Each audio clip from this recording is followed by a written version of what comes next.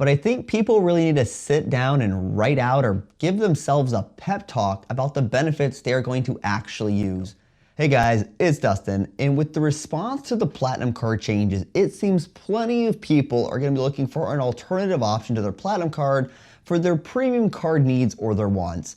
So in this video, I thought we would go over some credit cards that could be suitable alternatives to the Platinum card.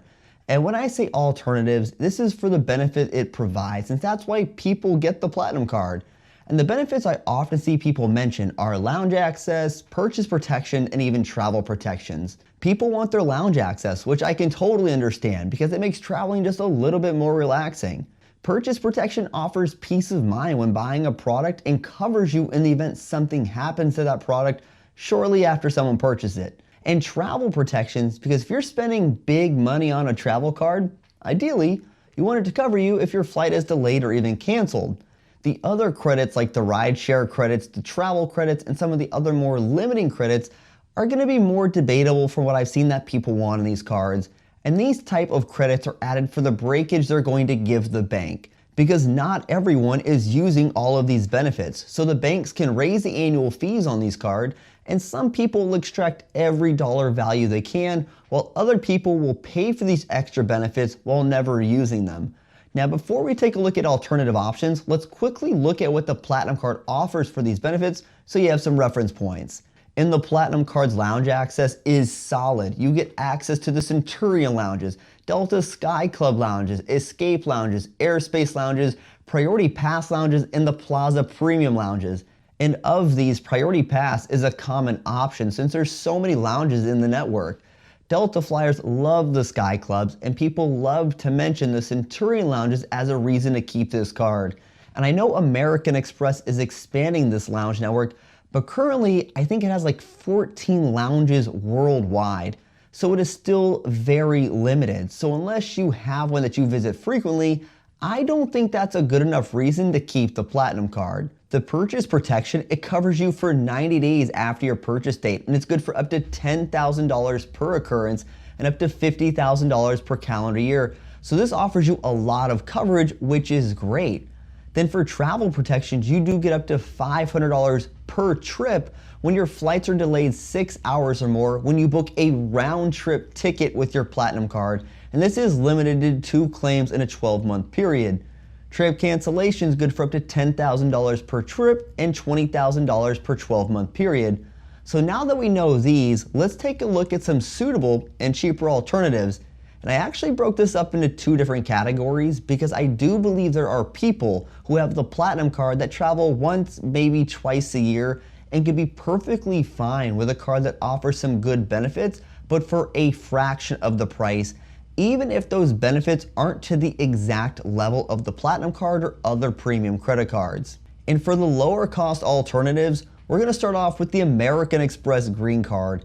And the Green card, I think, gains ground here for someone looking to stay within an American Express ecosystem, but doesn't feel the Platinum card is worth the fee, because the Platinum card is about $700 and the Green card is only $150. For lounge access, you don't have Priority Pass or Centurion access, but you do get a $100 Lounge Buddy credit every calendar year. And how many passes this will get you will really depend on how often you travel and which lounges you want access to. Then both the Platinum and the Green card offer clear membership credits. The Green card gives you a $100 credit while the Platinum card offers $179 in credits. And since you can get a clear membership for $119 or less, being a Delta or United member, the Green card covers all but about $20 of your membership. For travel protections, you do get trip delay coverage, which starts if your flight is delayed 12 hours or more, and it's good for up to $300 per trip, and you can have a max of 2 claims per year. And while you do get trip delay coverage, you do not get any trip cancellation coverage with the Green card. But with the Green card, you get a card that's actually useful for daily spending as well. So while the benefits for travel may not be nearly as robust as the Platinum card, the Green card can definitely be a suitable alternative for an infrequent traveler who wants some of these benefits. And the trade-off for less robust benefits is a savings about $550 per year on the annual fee. Now, if you're enjoying this video, then give this video a like, maybe leave a comment, because that's a free and simple way to help support the channel. Then we have the Hilton Surpass card. And yes, I'm putting the Surpass card here on this list because there are people who want lounge access but don't travel enough to really justify a top-level premium credit card because the Surpass costs just $95 per year, which is actually pretty cheap. And you get yourself 10 Priority Pass lounge passes every year, and you can use them however you want. If you want to bring 5 guests with you at one time, you can do that. Traveling solo, you only need to use 1 pass. But once your 10 passes are used up, then you would need to pay for access to Priority Pass lounges. The Platinum card, it offers unlimited access for cardholders and up to 2 guests for Priority Pass lounges. If you want to bring in more than 2 guests with you at one time, you would need to pay per guest. So if you travel just a couple of times a year and maybe you travel with your family, the Surpass card could be exactly what you need. And you do get purchase protection as well for up to 90 days in coverage after your purchase date. It's going to be for $1,000 per event, up to $50,000 per year. So the coverage may not be as high as the Platinum card, but this may be enough for you depending on what you buy. But this card does not offer any travel protection, so the Platinum card definitely has a leg up here. But you do get Hilton Gold status with the Surpass card, just like you get with the Platinum card. Now, this is really going to be an option for someone who travels just a couple of times a year and wants a cheap way to access the lounges. But for $95 a year, you get 10 lounge passes and Hilton Gold status. And if that is all you need, this saves you $600 in the annual fee, and it's really hard to argue against the value from this card. Then moving on to our premium cards, we have the Chase Sapphire Reserve. And the Chase Sapphire Reserve seems to be a popular option for people to replace their Platinum cards with.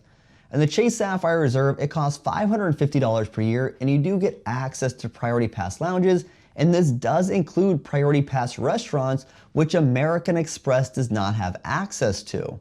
So while you may only get Priority Pass lounge access, you still have a lot of options for lounges since the Priority Pass network is actually quite large. Then for purchase protection, the Chase Sapphire Reserve offers up to $10,000 per claim, up to $50,000 per year, and it's good for up to 120 days after your purchase date, so you have an additional 30 days longer than what you'd get with the Platinum card. For travel protections, you get trip delay coverage that kicks in after 6 hours, and it's good to up to $500 per ticket, not per trip like the Platinum card. Trip cancellation is good for up to $10,000 per person and up to $20,000 per trip.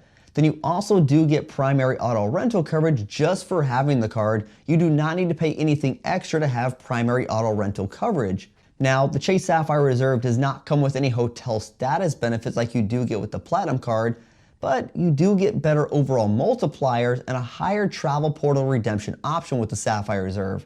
Plus, the purchase protection is longer and travel protections are better since you aren't required to book a round-trip ticket to get your coverage. Plus, Chase also does not have a 2-claim limit like American Express does. Then we have the Hilton Aspire card. And this card is one of the cheaper premium credit card options, coming in at $450. The Aspire credit card does come with Priority Pass lounge access, but it does not have access to the Priority Pass restaurants, just like all the other American Express cards.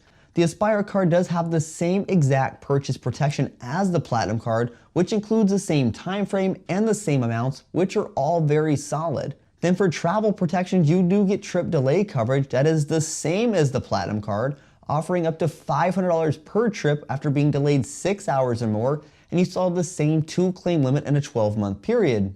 Trip cancellation is again the same as the Platinum card, offering $10,000 per trip and up to $20,000 in coverage in a 12-month period. And remember, to get this coverage, you need to book round-trip tickets on your Aspire card, but these are the same exact protections as you would get with the Platinum card. The other benefit to mention here is the fact that the Platinum card offers Hilton Gold status, but when you hold the Aspire credit card, you get Hilton Diamond status, which is Hilton's top-tier status.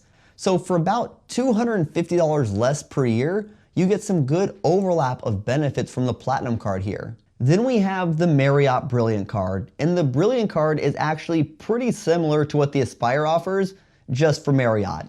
The Brilliant card is $450 a year, so this is a savings of $245 per year on the annual fee. you do receive the same Priority Pass lounge access as the Platinum card, which gives you access for you and 2 other people at no cost. Purchase protection, you have the same 90-day protection for up to $10,000 per incident and up to $50,000 per year as the Platinum card. As for travel protections, you do receive trip delay coverage if your flight is delayed 6 hours or more for up to $500 per trip and the same 2-trip limit in a 12-month period.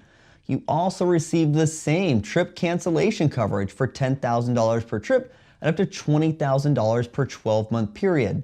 With the Brilliant card, you do receive Marriott Gold status just like you would receive with the Platinum card, plus other benefits like the annual night certificate. So for a Marriott loyalist or someone just looking for some benefits and a lot of overlap with the Platinum card with these benefits, the Brilliant card might just fit the bill for you. Then we have the Delta Reserve, and this is really going to be for the Delta flyer looking for Delta lounge access and some other benefits.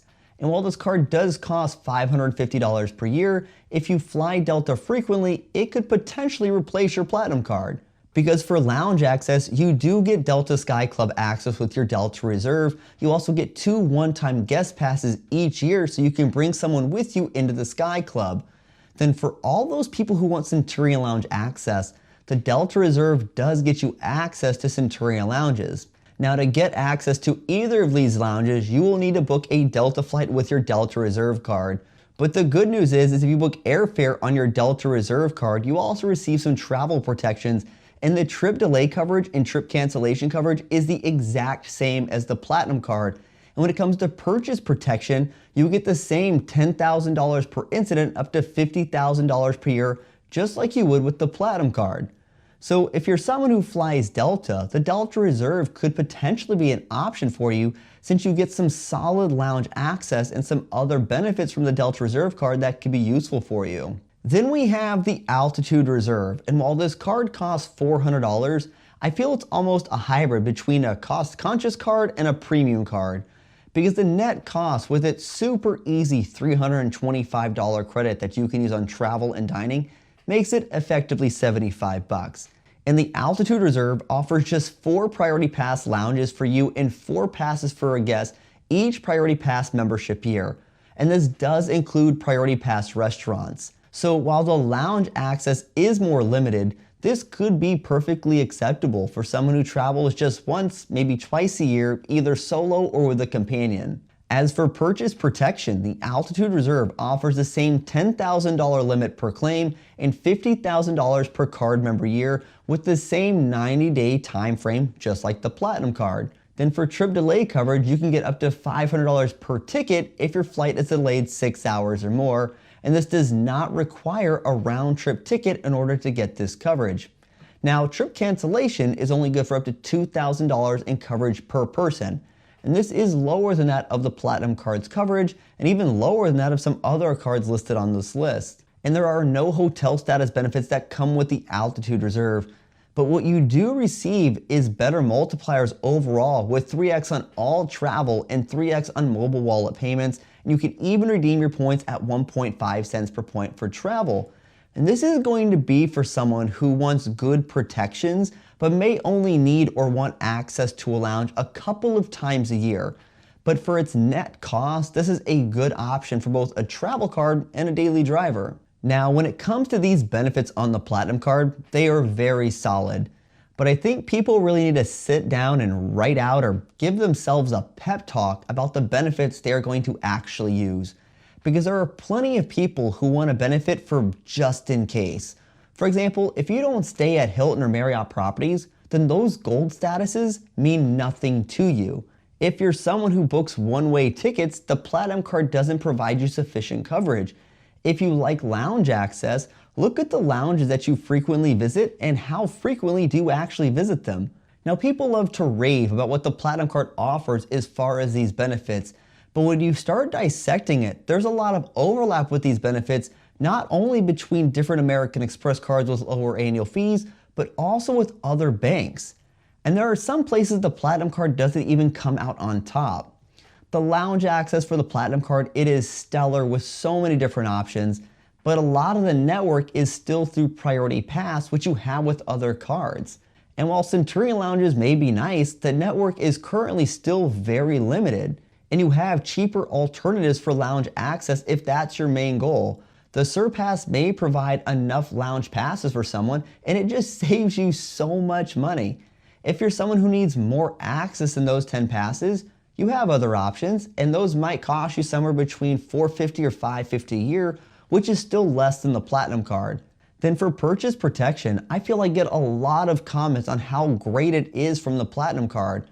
And it is great coverage, don't get me wrong, but other cards offer the same $10,000 per claim, and the Chase Sapphire Reserve actually gives you an additional 30 days of coverage compared to the Platinum card. So the Platinum card isn't overly unique here, and as far as customer service, American Express is great.